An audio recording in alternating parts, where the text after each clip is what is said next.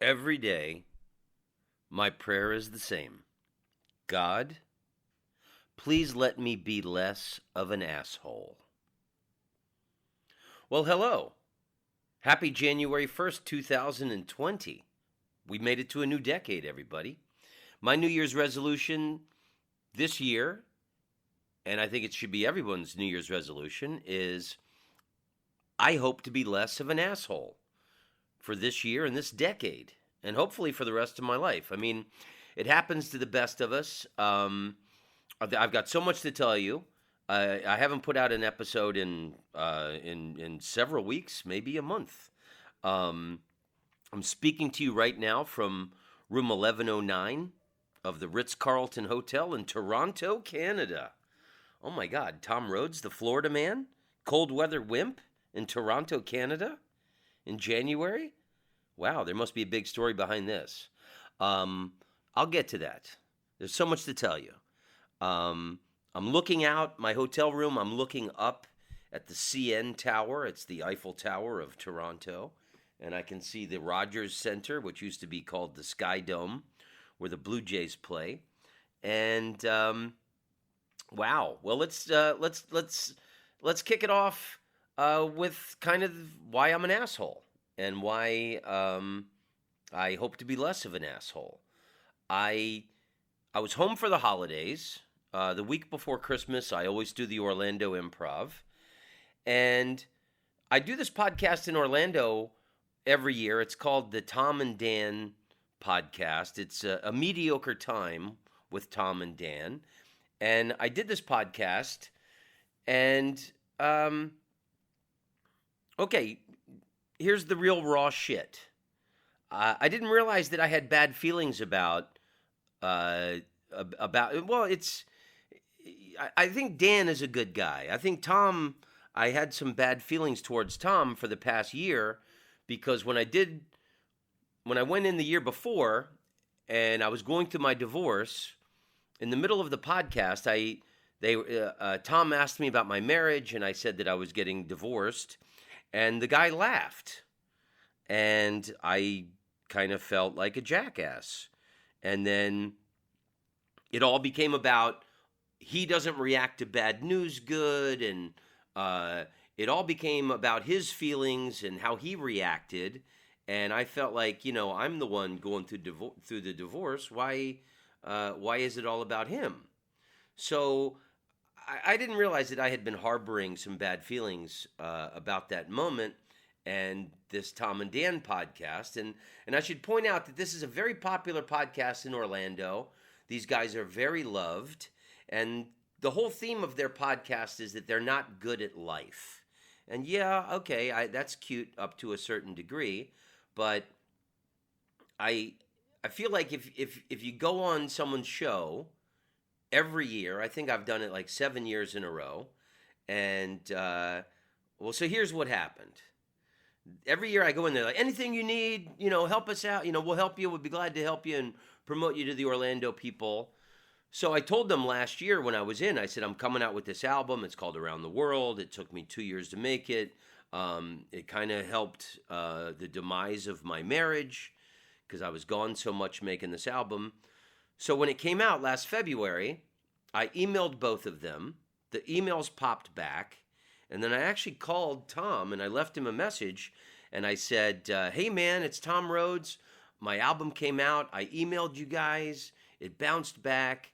Give me a call. I'd love for you guys to help me promote it. And then I never heard back from him. So this year, just right before Christmas, when I was home and I go in, the first thing Tom says to me is, sorry I didn't call you back in February. I was busy. And I guess I got pissed off. And everything flowed from there. And I said, well, what were you doing in March, April, May, June, July, blah, blah, blah? Why didn't you call me back all these other months? And I feel like, you know, they're good guys, and that's the whole theme of their podcast is they're just sweet guys, and they're not good at life. But I think you have to put in some kind of an effort, like it feels like, they just expect me to come in every year and they don't have to put any effort into it. And I started to say honestly, that I felt that they had let me down, and uh, that that they're just blowing smoke up my ass every year. And I pointed out that it's the smallest thing, but when I go do someone's show for like 10 years or whatever, the nicest gesture in the world is when one of these morning radio people or a podcast person, they'll come to my show. And it kind of says that, hey, I also support you. You come into my show and, you always bring the goods.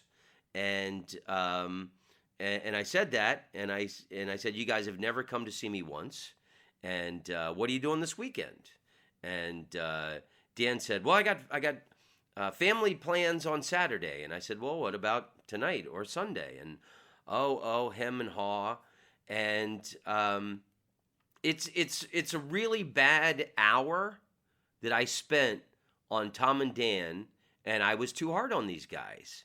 But I couldn't help let it flow. That I just feel like it's the velvet pillows for the pampered bottoms of Tom and Dan podcast. And so everyone, I'm supposed to come in and kiss their ring and tell them all my best stories and jokes that I've come up with for the year, and they put nothing back. It was just it was pure poison that was coming out of me.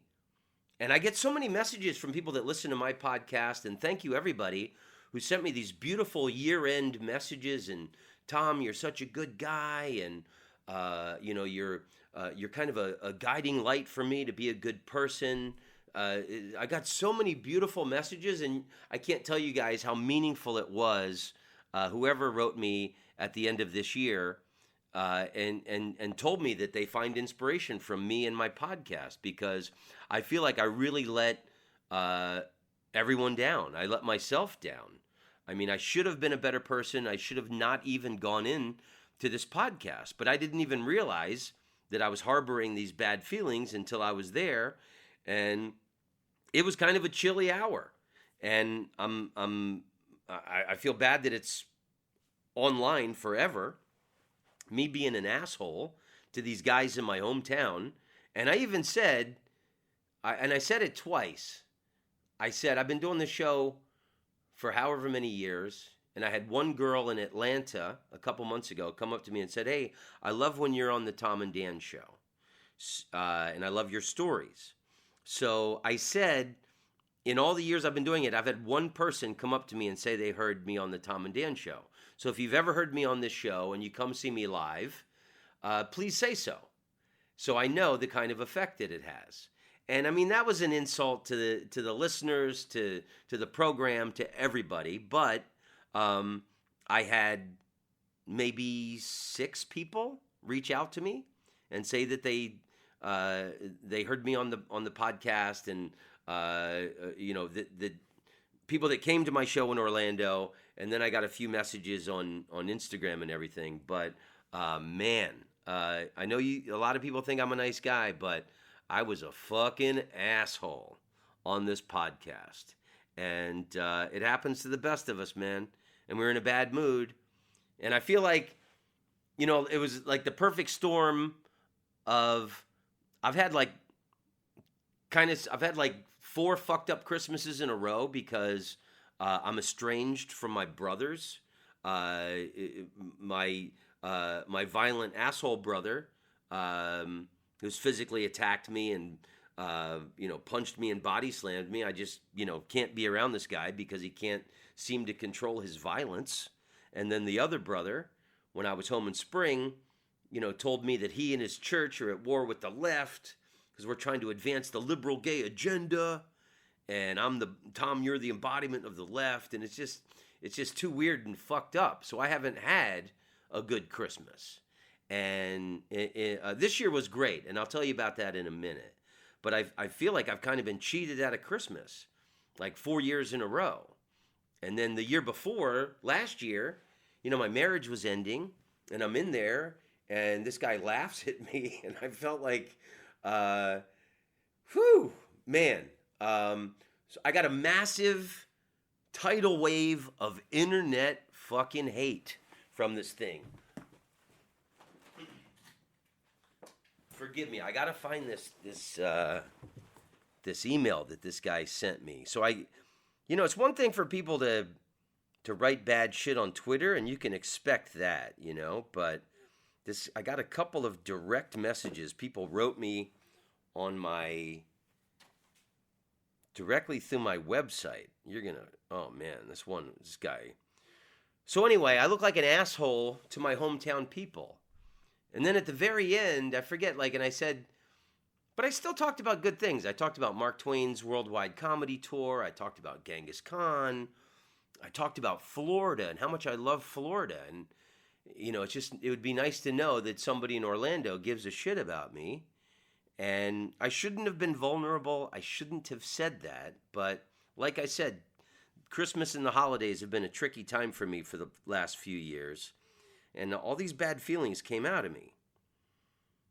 And then at the very end, oh, here we go. You're a faggot. That's the subject line.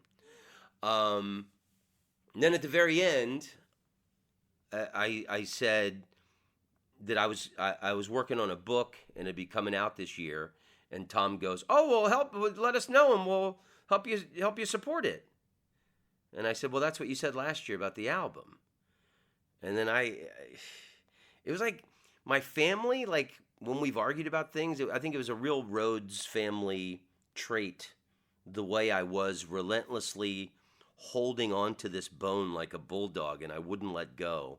And then at the end, I threw in, my dad said he named me Tom because he said he never met a Tom he didn't like. And I was implying that I didn't like Tom. So this guy writes me. So this is the one that stung me and burned in my skull. It's the funny thing about me.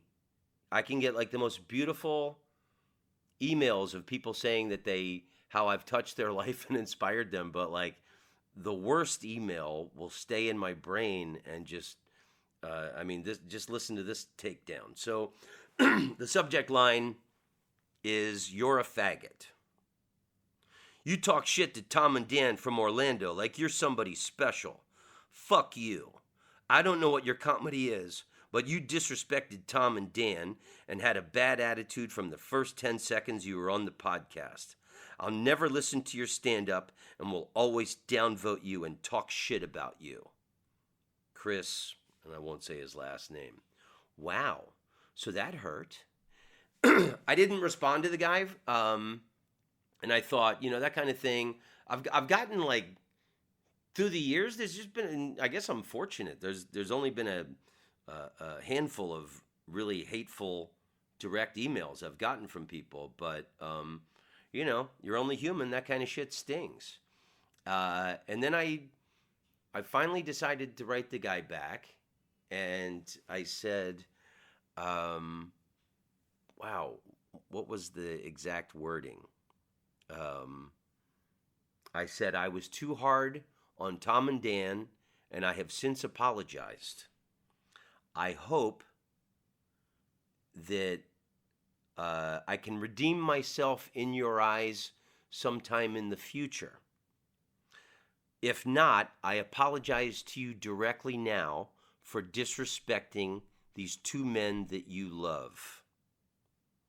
Happy New Year, and thank you for letting me know how you feel.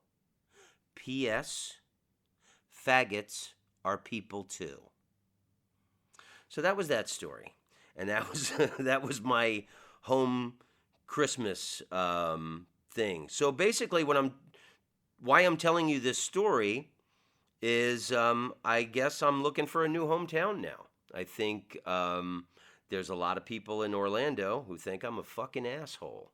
And that's great, people in your own hometown thinking you're a dick. There was a couple nice things that happened. There was a buddy of mine. I walked with my mother around Lake Charm, like we always do in Oviedo, And I posted a picture, and a friend of mine from high school who lives on Lake Charm sent me a message and said, stop by. And I stopped by the guy's house. And as we're going into his house, through his garage, he had all these Trump 2020 posters. And he points at it and he goes, I hope that's not going to bother you. And I said, not in the least. I could care less what your political beliefs are. I'm just happy to see an old friend. And it was funny. This guy posted the picture of us when I visited him, and then some dude we went to high school with, I didn't remember the guy, pulled up some knowledge nugget video I did from 2016, and the video was Donald Trump is an idiot, and the guy posted it, and it was like he was trying to split me and this guy, like telling him not to be friends with me because I was anti-Trump or whatever. And I wrote the dude, and I said, I described the beautiful moment walking through the guy's garage and seeing the Trump 2020 and saying it doesn't bother me. I'm just happy to see an old friend. And I've been doing this thing, and it comes from a conversation I had with my niece, Christina, with my mom, and we were all talking. And I said it in Orlando that I don't think any of us should identify as Democrat or Republican. We should only identify ourselves as friend, brother, son, husband, or the female equivalent, and stop treating each other like enemies. And I said that on the message to the guy. And I said, however, if you want to look through my legacy of creations to find anything that would turn someone against being my friend, I want you to picture me listening to Tupac's I Ain't Mad at You and blowing you a kiss. These are really, I dubbed 2019 Christmas as the angry Christmas. Just everybody seems to be pissed off. And unfortunately, I showed the worst side of myself in my hometown when I did this podcast. So, but I, it's weird because I kind of meant everything I said. I feel like, who are your real friends? I don't care what you believe. And I told him, love is an action. You can say you love flowers all day long, but if you don't get your flowers love and sunshine, you don't really love flowers. So it's like, we love Tom Rhodes. Oh, we'll help you in any way we can. But no, they don't really help me any way they can. They let me come in every year. They sit there. I tell my best stories. I leave. And I don't feel like they put in any effort or even look up any information on me. And how many times can I explain? Well, anyway, let's just let that lie. I had some nice, great friends from my life come and see me in Orlando. And probably the most powerful thing that happened, and I want to tell this story. So I talked about it last year when I was home, and I flew home Christmas Eve, not this past one, the year before. That's when I was going through the divorce, and life was very shitty for me. I was going through immense heartbreak, and I had a 7 a.m. flight, so I'm checking in at 5 a.m., and this guy comes up to me and he says, do you mind if we cut in front of you, my family? My brother just committed suicide and we have to get to Hawaii. And I turned around and this family just crippled in grief. And it just, every time I picture it, I feel my eyes getting misty. And if you remember, I talked about it. I did an entire podcast episode about it. But and I knew that feeling. It was when my sister died of cancer. I've never experienced that before, where I didn't know a human being could cry that many tears. And I couldn't even stand up. I was like hyperventilating crying. And I was physically exhausted from crying so much. And I could see that this family had been struck like that. So I did that podcast last year. And one of my best friends from high school, this guy I played baseball with, Chuck Bowman, and I'm still great friends with Chuck. Chuck heard that podcast, And he sent me a text, and he said, "Hey, man, that family is my neighbors, and their son was a veteran, and he had PTSD, and so through Chuck, I got in touch with the family, with the dad, and so I communicated with the dad a few times through the years, and we're connected by this grief, because I could feel what they. I mean, I've never had a loved one commit suicide, but like I said, I recognized that kind of devastating grief, and at that moment, it made me realize that a divorce is no big deal. The worst things in life are losing the people that you love the most. A divorce is kind of nothing. And some woman who listens to my podcast sent me a beautiful, long, heartfelt email recently. So I guess she only heard that episode recently. And she was saying, you can't categorize pain, and pain is, each pain has to be acknowledged. And everything was beautiful that the woman said, but I disagree. There are different levels of pain, and what that family experienced, it shattered anyone complaining about a divorce or healthy living problems. So while I was home, I went and I met this family that I had seen at the Orlando airport the year before. And they're wonderful people, and they're all veterans, and they're all from Oviedo. The dad graduated from Oviedo High School in 1974. I graduated in 1985. And it was a small country town when I lived there.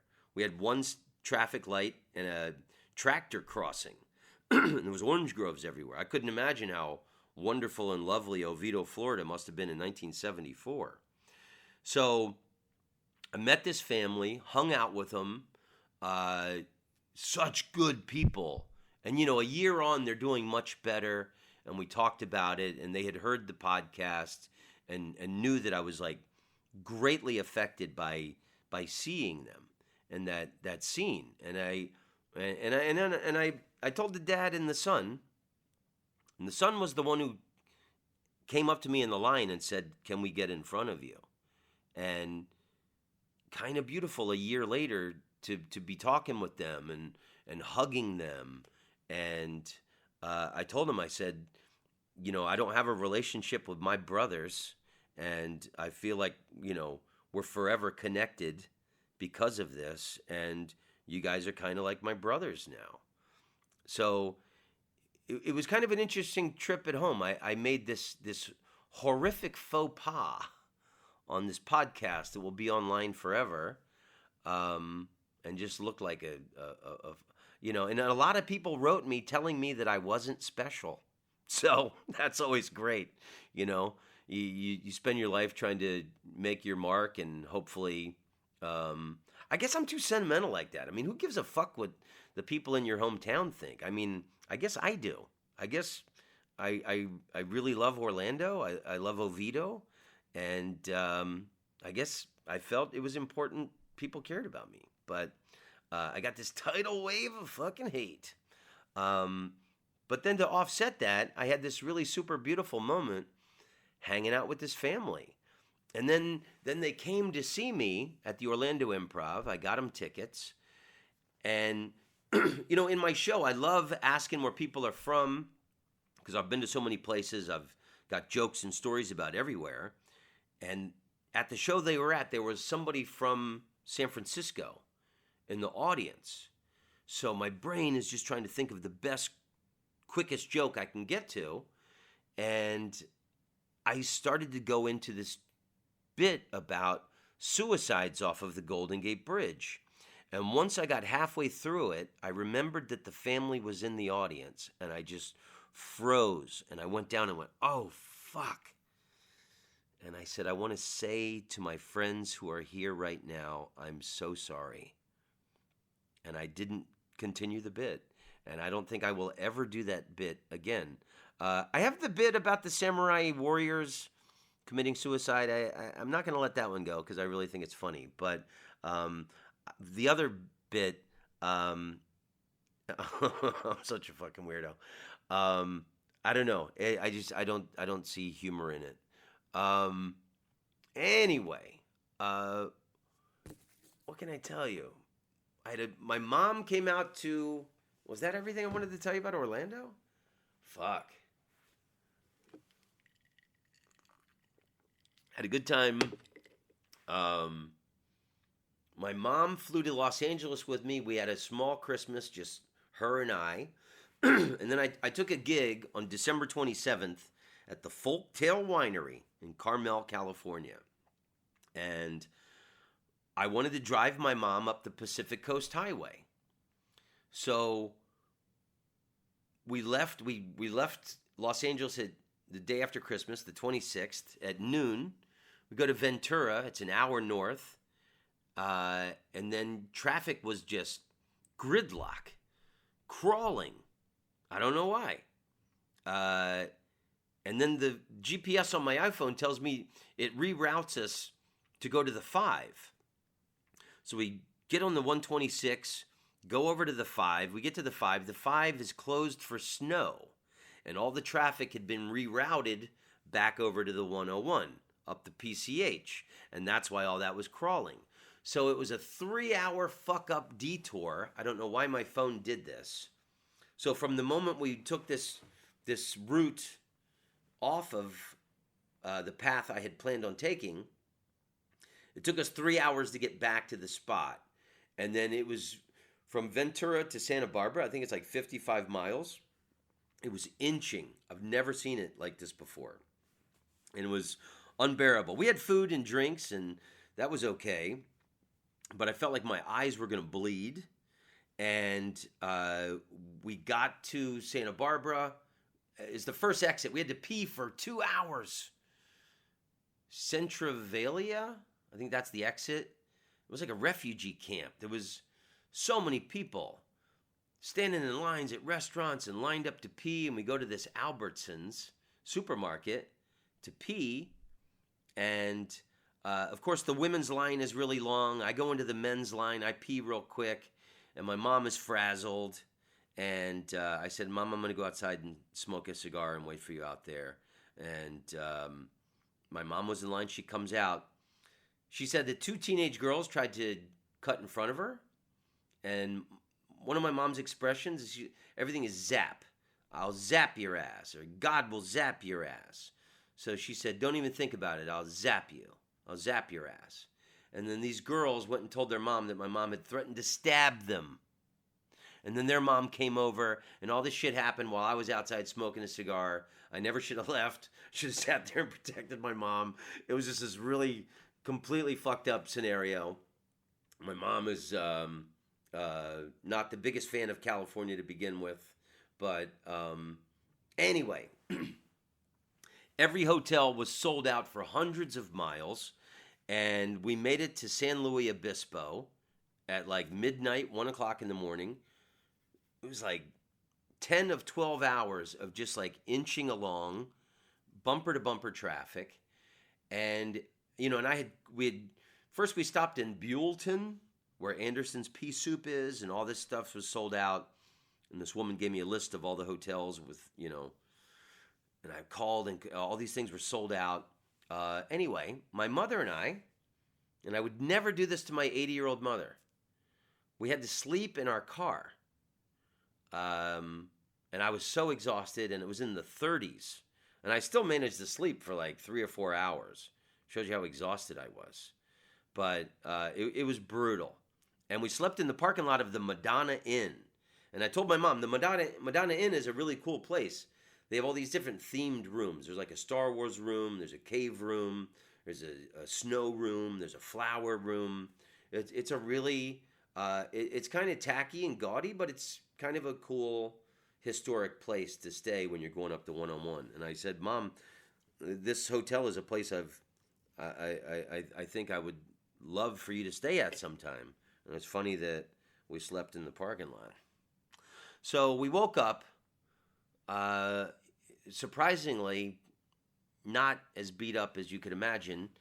Had breakfast at Denny's. Hadn't eaten at a Denny's in years. And then we go over to the PCH, and I really wanted my mom to enjoy this. It's one of the most beautiful drives, and I told her we're going to stop at every vista point and look at the views. And if you go to my Instagram, you can see all the beautiful shots of the California coast going up the highway. And then we saw these surfers, and we thought, my mother and I both love to take pictures, and we thought, oh, let's get pictures. We'll stop, and we'll take pictures of the surfers. And it was this little kind of gated area, and we opened the gate, we walked through, and I've never seen these creatures before in my life. It said that it was an elephant seal habitat. And there's all these massive creatures with these funny faces, with these little kind of elephant noses, and that's why they're called elephant seals. And we're taking pictures. It's the most unbelievable thing I've ever seen in my life. I've never even heard of an elephant seal. And then one of the surfers was coming out, and the guy said, hey, man, it's a $500 fine for people to be here. And I said, well, what about you? You're here. He said, oh, well, state law, if you walk straight through and get into the water, you're okay. You just can't stop. And I said, oh, okay. So I thought, well, fuck it. If I'm going to get a $500 fine, let me get a couple more shots. I mean, and I just shot some video. So once he said that, I'm like, okay, give me 2-3 minutes, get a couple more photos, couple more videos. And I hit the video, and right when I started shooting the video, these two males started fighting for dominance. And it was right in front of me, and I filmed the whole thing. And it was so beautiful. And I put it on Instagram, and if you want to see it, these two elephant seals going at it, it was so cool. And my mom was a little freaked out about the $500 fine, and we had little sleep, so we got out of there, and we drove up to the next point, like a mile and a half up the road, was elephant seal viewing area. And then there's probably like 500-600 people there on these viewing platforms looking down. We had stopped at the right place.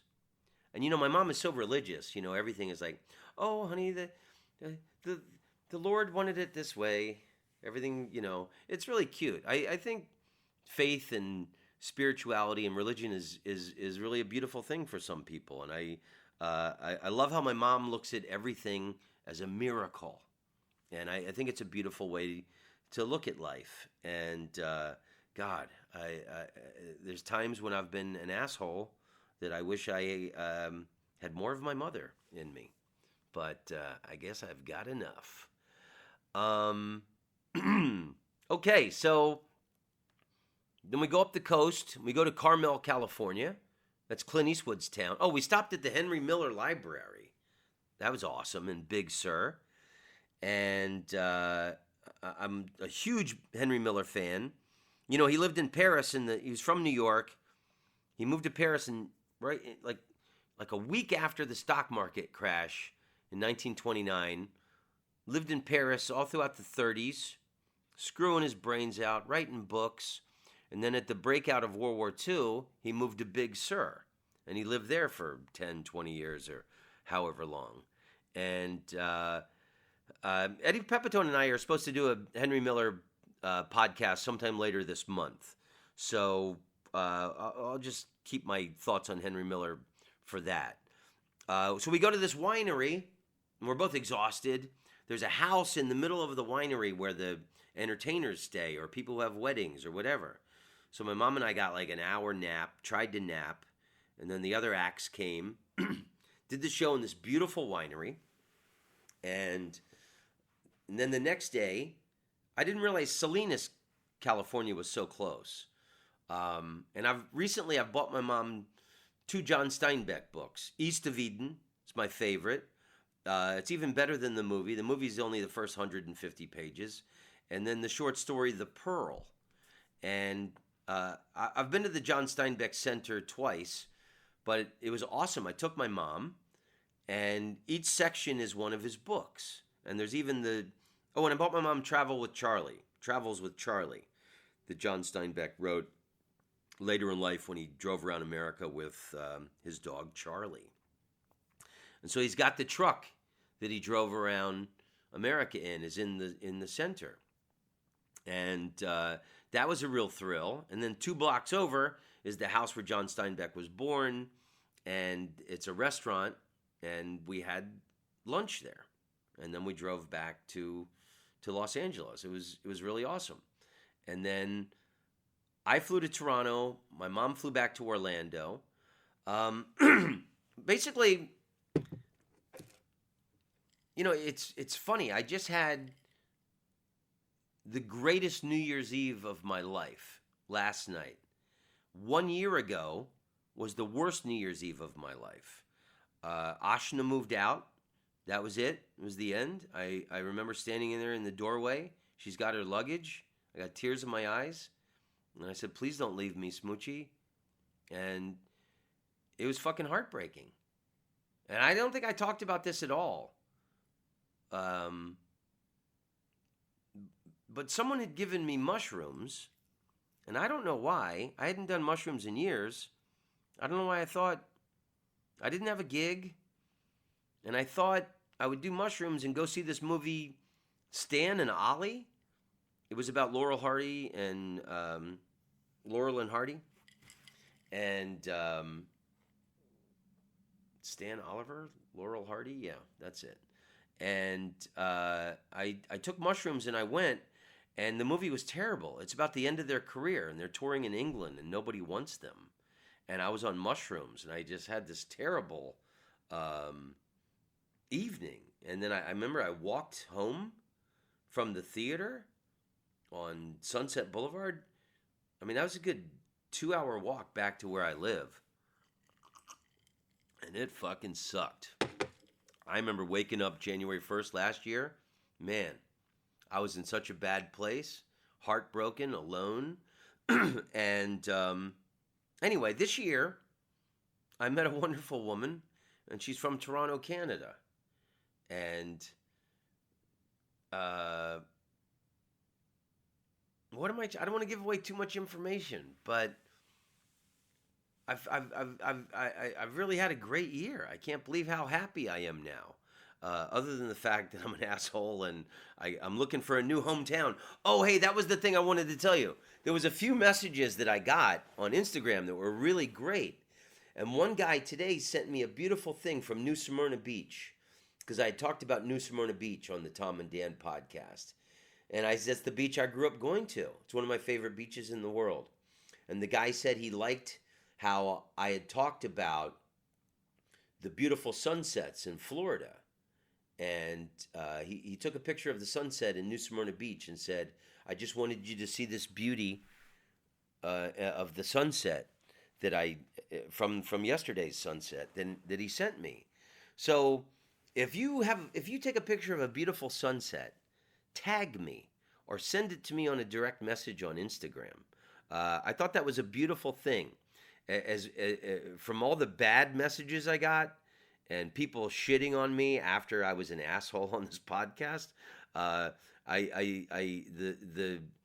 like 6 or 7 nice messages that I got from people really meant the world to me, and I really loved the fact that the guy sent me a picture of this New Smyrna Beach sunset. Anyway, I'm in Toronto now. The woman that I'm nuts about is from Toronto, and about 6 months ago, I was looking for hotels for New Year's Eve in Toronto, and on Orbitz, and like if you booked it 6 months in advance, it was only like $250 at the Ritz-Carlton in Toronto. So I'm speaking to you now from room 1109. I have a beautiful view. The sun just went down. Now it's dark. The CN Tower, like I said. And my girl and her sister came last night. They had they had DJs they had a DJ in the lobby and a DJ in the bar, and there was a stage set up in the lobby, and there was a dance floor rather, and a dance floor in the nightclub, and we danced all night. And they had champagne. I'm drinking Perrier. It was great to see two sisters loving each other. I can't tell you how much I miss having a sister. Um, and I feel really good about the world and my place in it. Um, I was never crazy about Toronto, Canada. Now I think Toronto is a fucking awesome city, because the girl I like is from here. And oh, the lights are changing on the CN Tower. Did I mention it's the Eiffel Tower of Canada? And holy shit. We danced and danced and had a great time. I'm only up here for a couple of days. It's the beginning of a new decade. I feel great. I think a lot of great things are going to happen for me in 2020 and for this entire decade. There was a couple things I wanted to share with you. Yeah, this year turned out to be one of the best years of my life, even though it started out horrendous. Okay, here's something. Ram Dass just died. LSD proponent became a new age guru.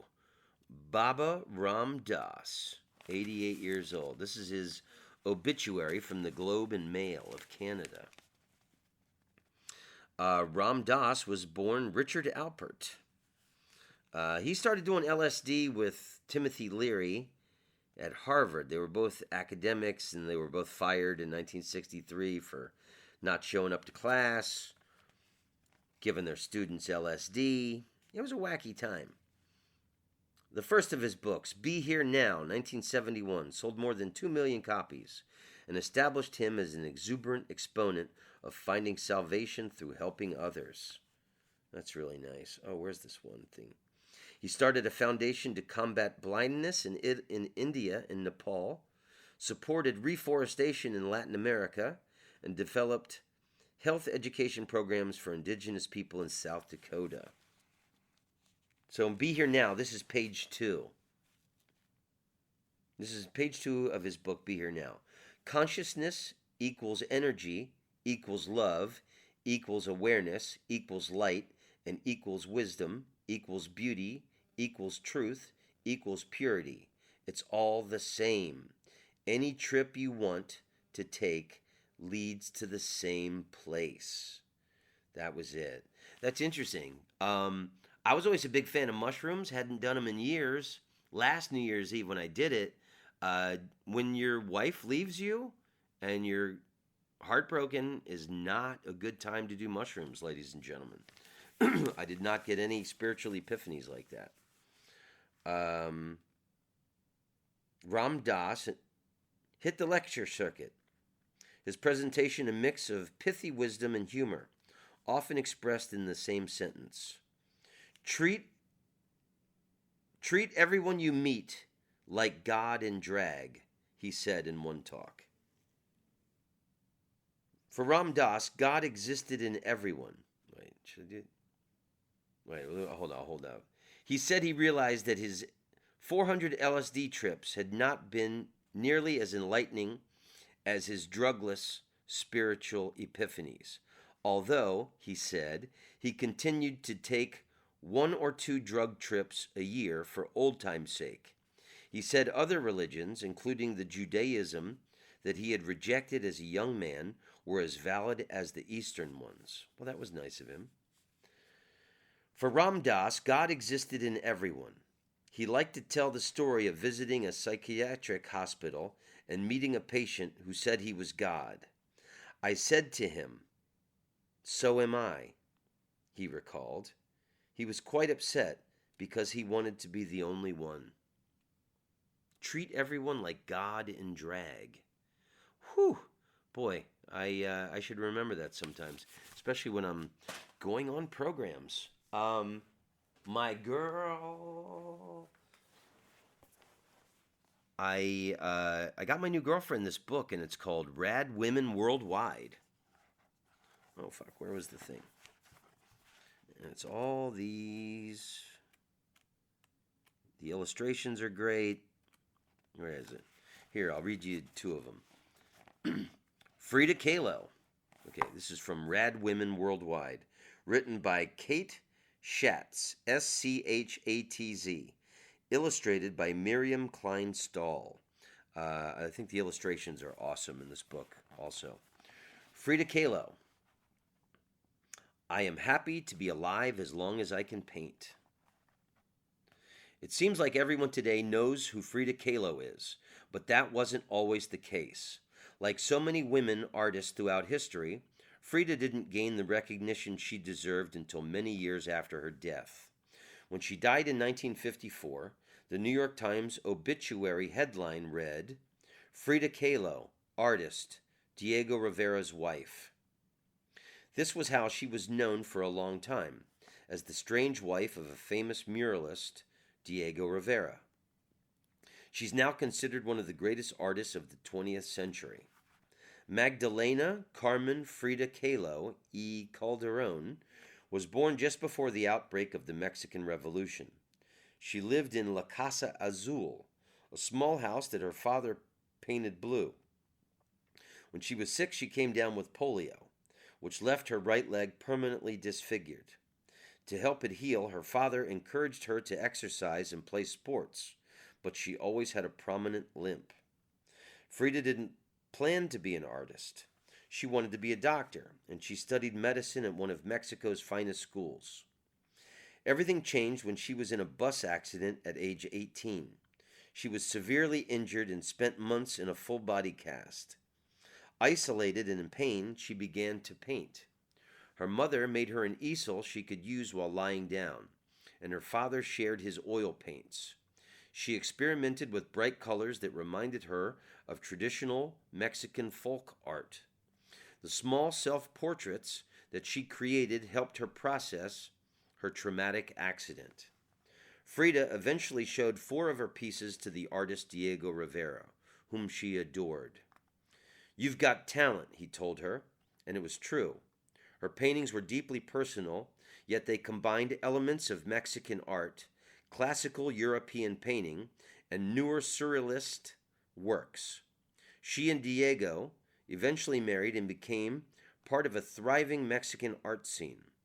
It was a male-dominated scene, but Frida also encountered women like singer Chavela Vargas, muralist Fanny Rabel, and photographer Lola Alvarez Bravo, the first and only person to exhibit Frida's paintings in Mexico during her lifetime. Frida remained relatively obscure until the 1980s, when a biography about her got people's attention. Feminist and Latina artists began to celebrate her work, and she became a cultural icon, now more well known than Diego. Frida's life was painful, and she created over 140 paintings that reflected it. Unlike many other artists at the time, Frida didn't paint landscapes or abstract shapes. She painted her real, pained self. She celebrated her flaws, her fears, her country, and her desires, and she did it beautifully. Beautiful book. And I personally like Frida better than Diego, and I love Diego, but she made art out of her pain, and that's the beautiful thing. I'm still trying to figure out how to do that without taking it out on others and innocent people who've got a lot of fans that'll send you nasty emails and shit. Okay, how about one more? This page has got Josephine Baker. I love this book. Not everybody has the same color, the same language, or the same customs, but they have the same heart, the same blood, and the same need for love. The first time Josephine Baker danced in public, she was on a street in St. Louis, Missouri. It was 1919, and she was a 13-year-old black girl who dropped out of school and left the one-room shack she shared with her mom. Josephine had been working as a servant since she was 8, so she was used to hustling for money. Dancing was more fun, though, and she was good at it. By age 18, she was performing on the vaudeville circuit and then in New York City. She was energetic and funny and knew how to charm and entertain an audience. By 19, she'd caught the eye of a talent scout who offered her the opportunity to dance in Paris, France, as part of an all-black dance troupe. Eager for something new, Josephine said yes.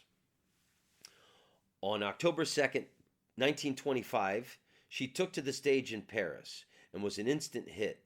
She wore skimpy outfits and danced with wild abandon. Jazz was brand new to Paris, and Josephine did popular dances like the Charleston. Her most famous dance was done wearing a skirt made out of bananas. She was beautiful, but also silly, often crossing her eyes and making goofy faces while she danced. Josephine quickly became the most famous performer in Europe, and huge crowds came to see her wherever she performed, thrilled by everything from her dance moves to her iconic hairstyle. In 1934, she became the first black woman to star in a major motion picture, Zuzu. Josephine became rich and famous. The once homeless girl could now afford to buy designer clothes and even a pet cheetah named Chiquita, who wore a diamond collar. But she didn't use her money and fame just to buy fancy things. For her entire life, she used her celebrity to make a difference. She loved her new country of France and became a citizen. When World War II broke out, she volunteered for the Red Cross, and then she became a spy for the French resistance. As a popular entertainer, Josephine was able to move freely around Europe despite the war, performing at clubs, fancy parties, and embassies.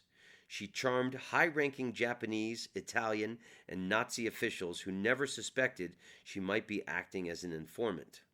She eavesdropped on their conversations and passed the information on to the French and British intelligence as she traveled around to Spain, Portugal, North Africa, and England. She smuggled strategic information about Nazi troop locations and airfields by writing in invisible ink on her sheet music and pinning secret notes to her underwear.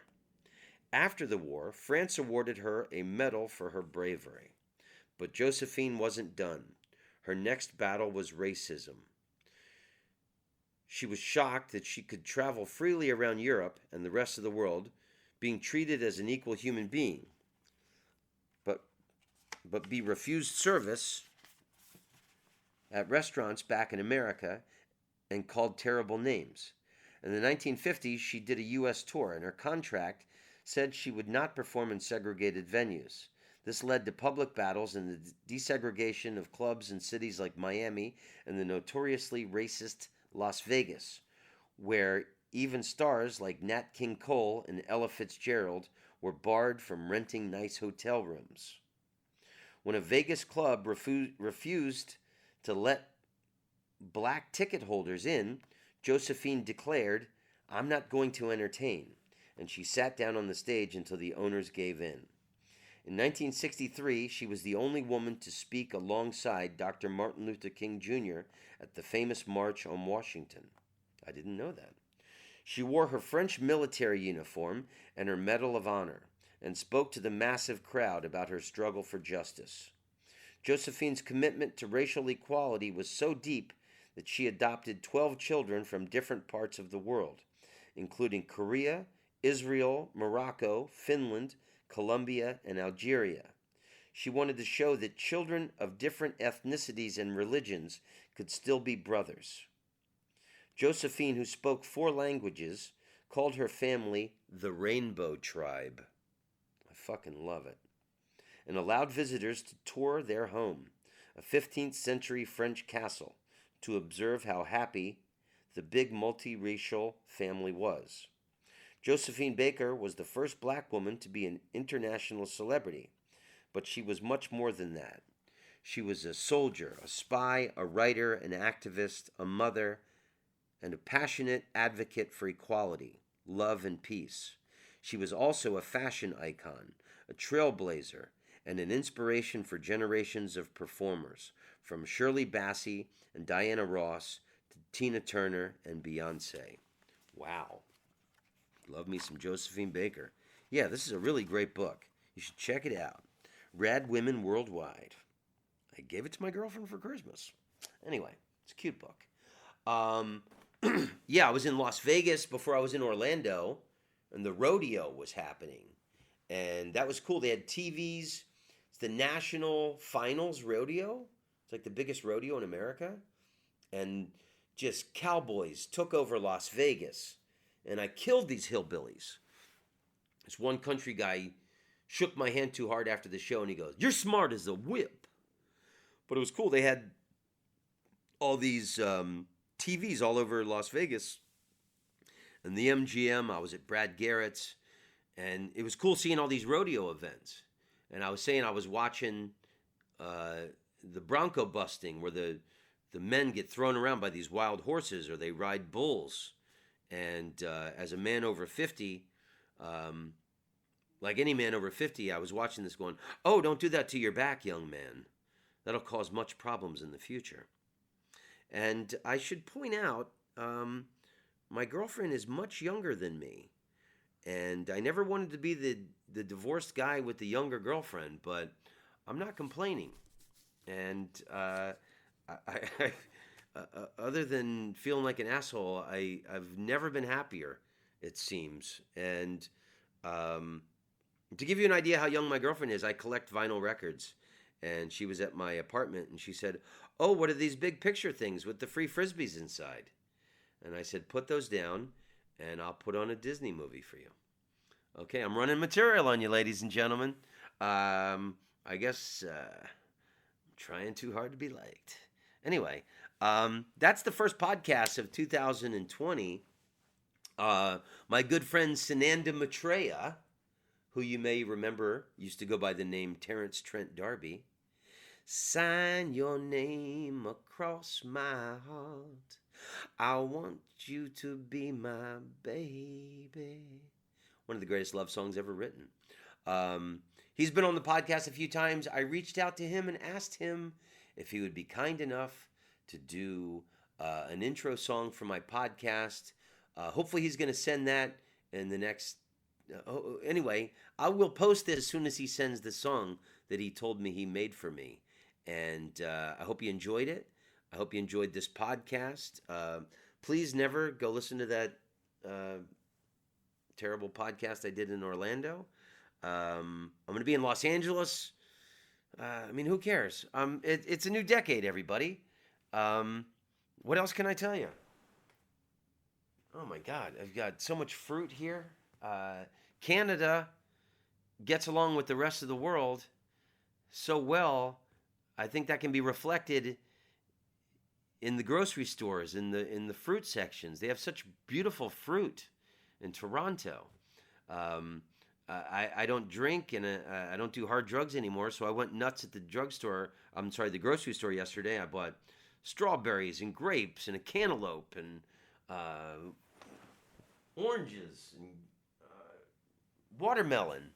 And my girlfriend and her sister drank champagne. I drank Perrier, and we ate nice fruit.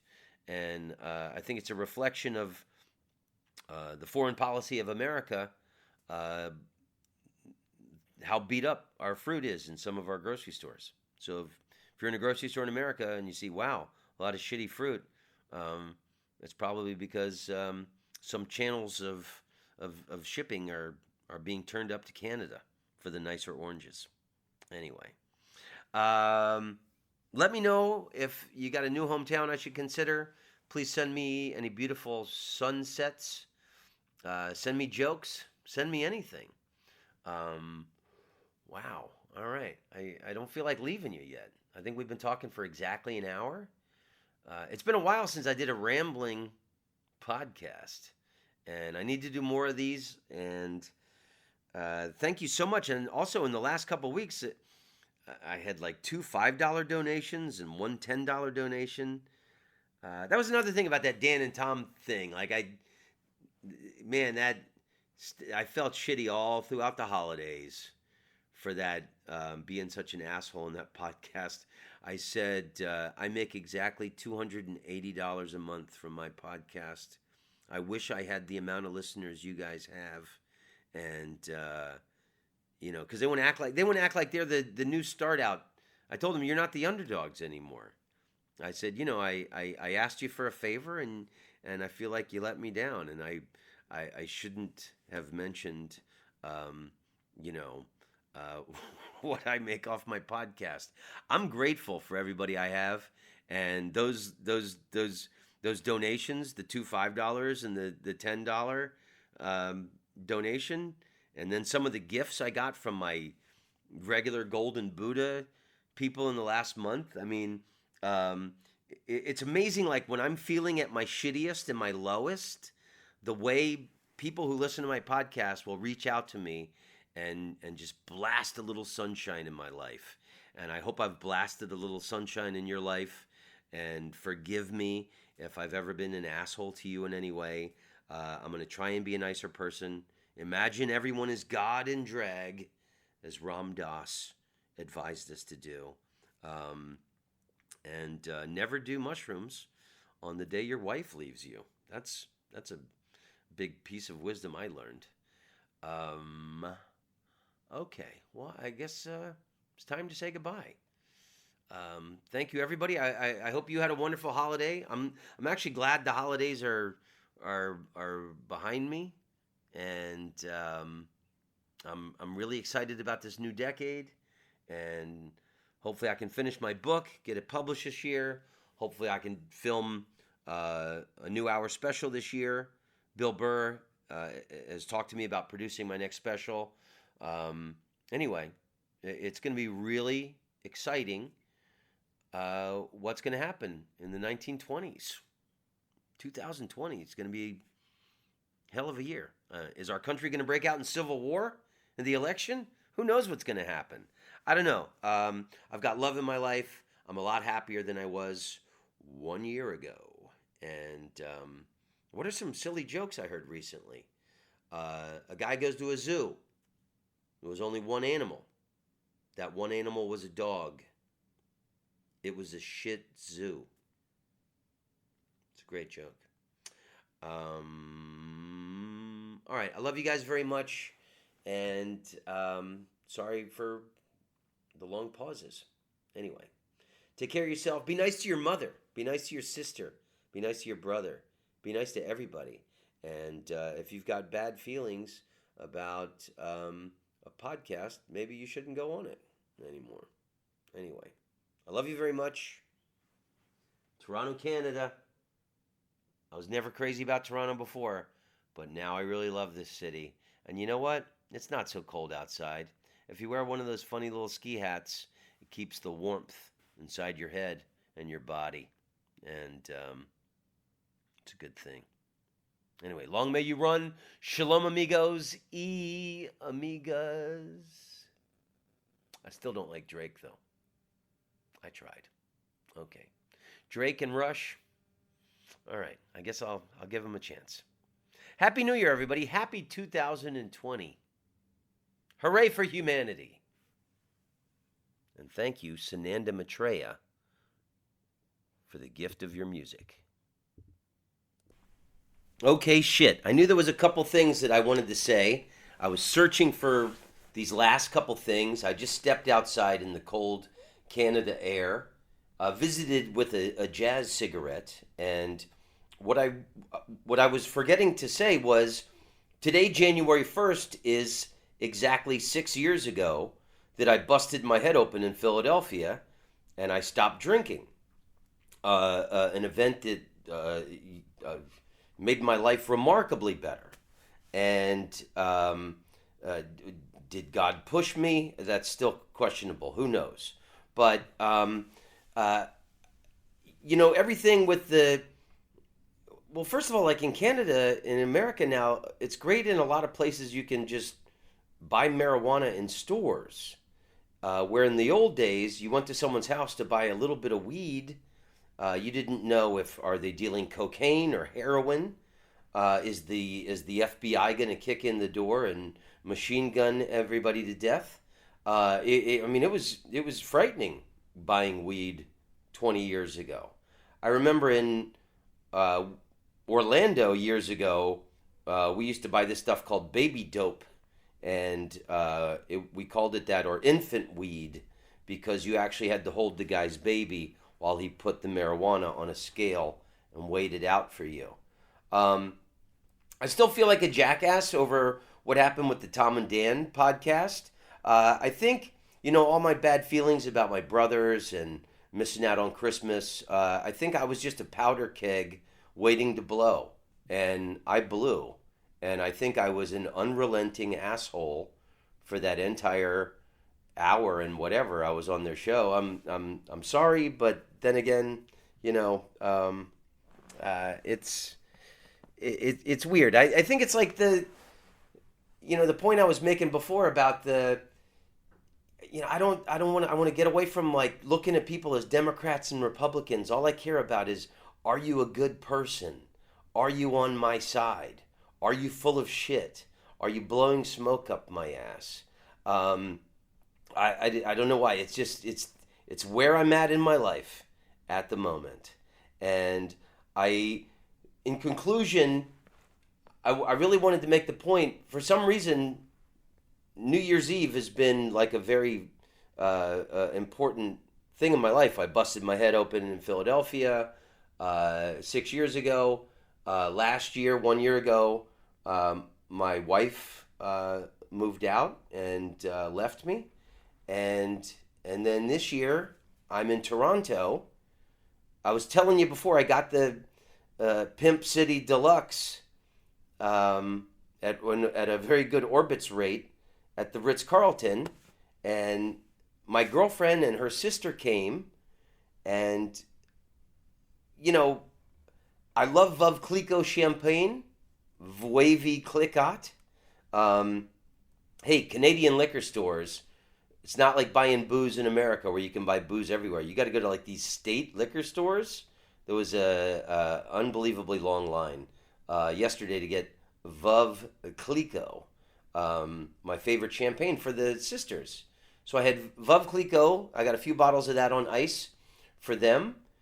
We had it in the room. I got bottles of Perrier, and then I bought all this fresh fruit. I got a cantaloupe, a watermelon, grapes, wonderful navel oranges. I mentioned this before, but we were dancing all night. They came up here.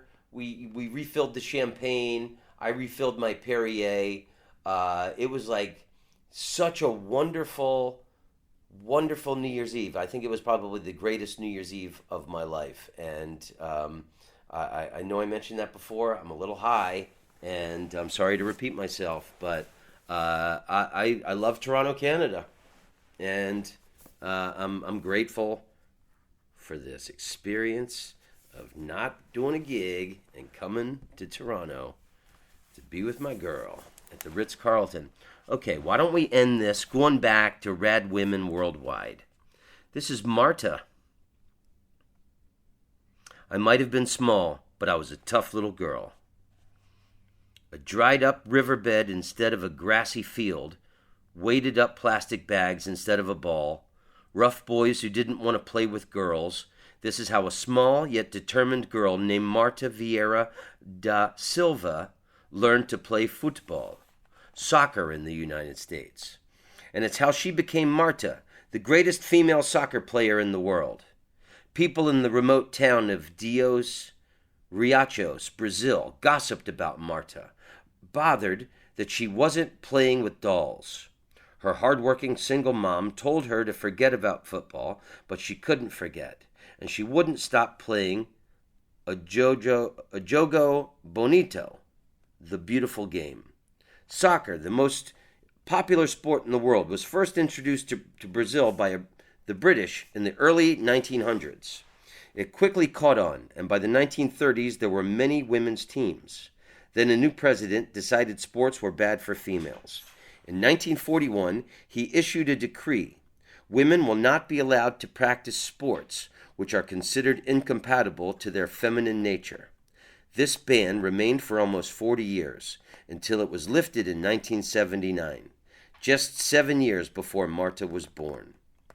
At just over 5 feet tall, Marta always had to play harder, faster, smarter than the boys who doubted her. She learned how to dribble deceptively, be mentally tough, and go elbow to elbow with big defenders. I remember having to fight just to play, she says. Some of my teammates thought it was shameful to play with girls. She worked hard, becoming better than the boys, winning tournaments, and the attention of coaches and scouts. At 14, Marta moved to the city of Rio de Janeiro to pursue her football dreams. She had no formal coaching, learning everything on the streets, but she was still one of the best players anyone had ever seen. With supportive coaches, she developed even faster and began playing for a women's team. But women's teams don't make much money, and the leagues often had to shut down. For years, Marta bounced around between Brazil, Sweden, and the United States, playing for different teams, scoring goals, and dazzling crowds. She became known as the female Pele, after the best player of all time. Marta caught the world's attention during the 2007 World Cup in a semifinal game against the United States. The 21-year-old performed a series of moves so dazzling, including scoring a goal, that a video of it went viral and was watched by millions. She was named the FIFA World Player of the Year for 5 years in a row, more than anyone, male or female. And as a member of the Brazilian national team, she has won 2 Olympic gold medals. Okay, so that is from Rad Women Worldwide, and I gave this book as a gift to my girlfriend, and I told her, you'll be in the next edition. Isn't that adorable? Well, Happy New Year, everybody. Would you like to say anything? Happy New Year, everybody. Oh, the sound of an angel. Hooray for humanity. Tom Rhodes, you're a funny man. Tom Rhodes, you're an international comedian. Tom Rhodes, karate kick, baby, oh yeah. Tom Rhodes, you're a groovy dude. You go all around the world, telling jokes to all of the people. You are an international comedian. You're funny to everybody in every single country in the world. Tom Rhodes, I like you very much. I think you're talented and very wonderful. Tom Rhodes, you're the best guy in the world. I wanna be your friend, you should call me sometime. Here is my phone number, 603-644-0048. Yeah, yeah, yeah. Tom Rhodes, you're an international comedic sensation. Tom Rhodes, I like to listen to your podcast. Tom Rhodes, you're the best man to ever walk on the earth.